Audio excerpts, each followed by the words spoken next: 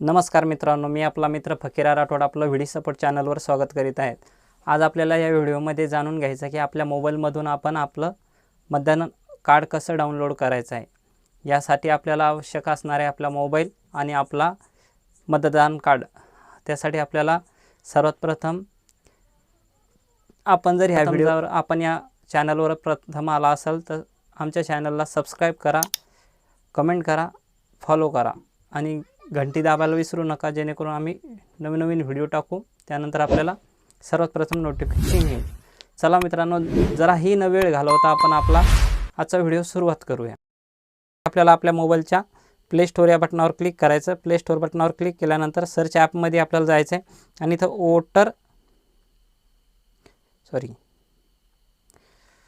Voter helpline हे option select करायचं आहे। आपल्याला माझ्या मोबाईलचे स्क्रीन दिसत असेल, यामध्ये मी वोटर हेल्पलाईन हा जो हे डाउनलोड केलेला आहे, तर तो तुम्हाला जर डाउनलोड करायचा सांगत असेल तर तो तुम्ही डाउनलोड करून घ्या आणि इन्स्टॉल करून घ्या आपल्या मोबाईलमध्ये। आता मला ओपन ऑप्शन आलेला आहे, आपण बघू शकता मोबाईलच्या स्क्रीनवर। ओपन बटनावर क्लिक करायचं आहे। हा आपला ॲपचा इंटरफेस आलेला आहे।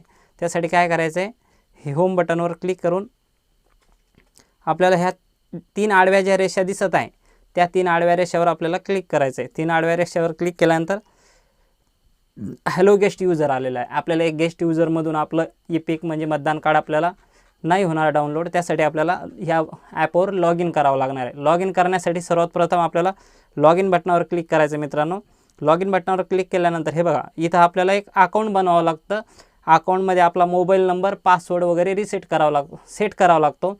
त्यामध्ये आपण हे बघू शकता। त्यासाठी आपल्याला काय करायचं आहे, जर आपल्याकडे अकाउंट नसेल यामध्ये मतदानच्या साईटवर, तर त्यासाठी काय करायचं, आपल्याला न्यू यूजर क्रिएट करायचं आहे। न्यू यूजरमध्ये आपला मोबाईल नंबर टाकून घ्यायचा जो असेल तो, त्यानंतर सेंड OTPवर क्लिक करायचा। सेंड OTPवर क्लिक केल्यानंतर आपल्याला आपला OTP टाकून घ्यायचा।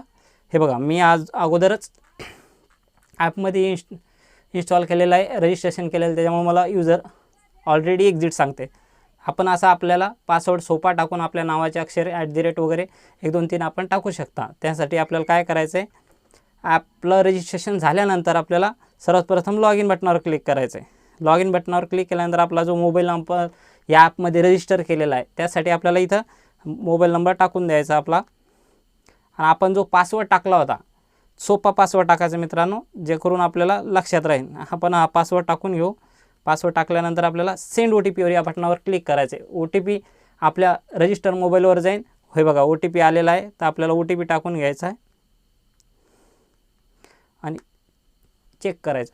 OTP टाकणं झाल्यानंतर लॉग इन या बटनावर क्लिक केल्यानंतर हे बघा, आपल्यासमोर हा यूजर आलेला आहे आणि आपण आडव्या 3 रेषावर जाऊन चेक करू शकता की आपलं नाव आलेलं आहे, हॅलो वगैरे, लॉग आउट बटन वगैरे आलेलं आहे का ते बघू शकता। आपलं लॉग इन ॲपमध्ये झालेलं आहे।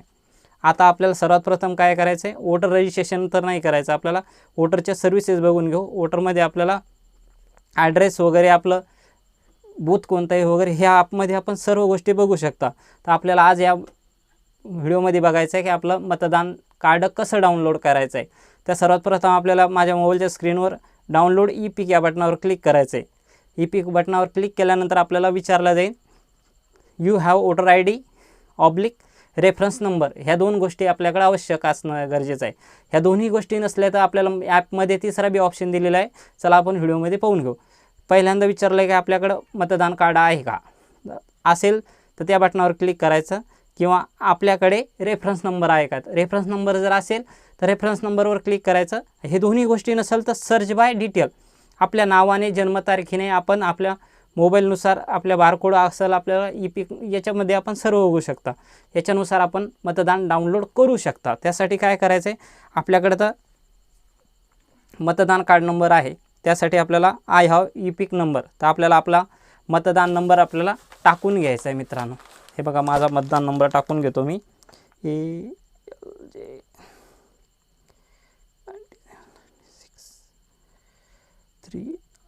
ओके। आपलं मतदान नंबर टाकणं झालेलं आहे।